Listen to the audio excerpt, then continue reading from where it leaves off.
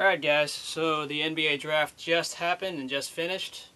The Los Angeles Lakers had some draft picks, and I think it's worth a little bit to talk about lightly, going on with this offseason. I know usually championship teams aren't supposed to care about the draft, or might not be the most relevant, but still, it'll be interesting if the names that we took make a play later in this organization.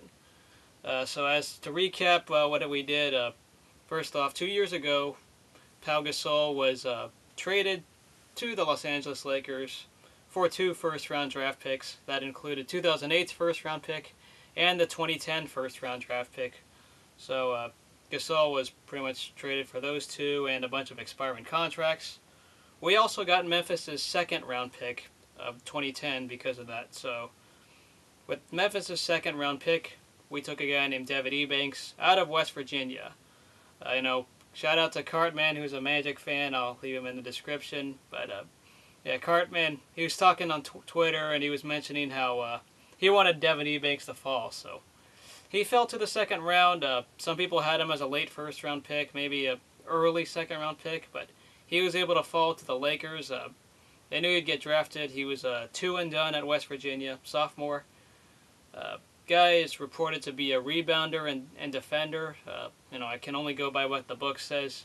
Do not know a whole lot about the guys and watching him play like game by game. West Virginia did have a good run, and even I know Deshaun Butler was the main guy that we're all familiar with happened at West Virginia. But Devin Ebanks, hopefully he'll be a good defender down the stretch.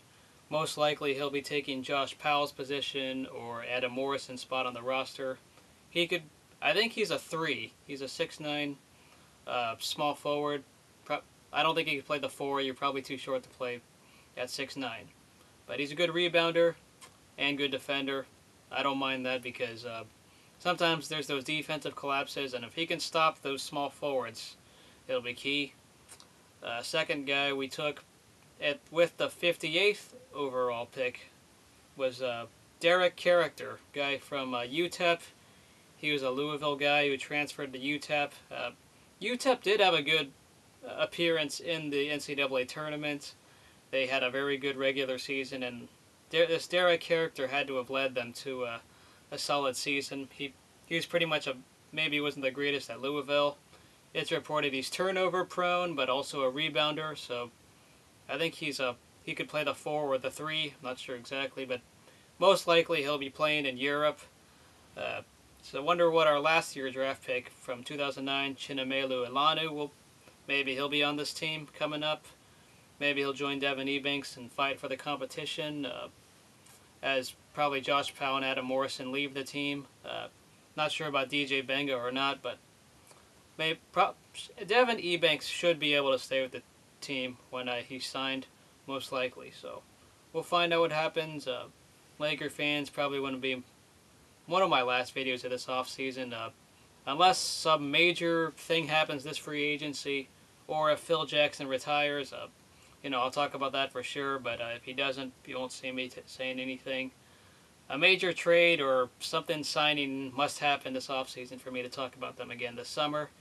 If you're a Raiders fan, I'll be talking a little bit about some bust talk, maybe comparing Ryan Leaf and Jamarcus Russell. So if you're a Raiders and Laker fan who watches me, I'll be talking somewhere in July, probably talking about the Raiders, lightly. So Lakers did good with Devin Ebanks. I'm happy he fell, and maybe we'll look forward to him really being a much better player the next 2 to 3 years. That hopefully he'll develop well. We'll see y'all later.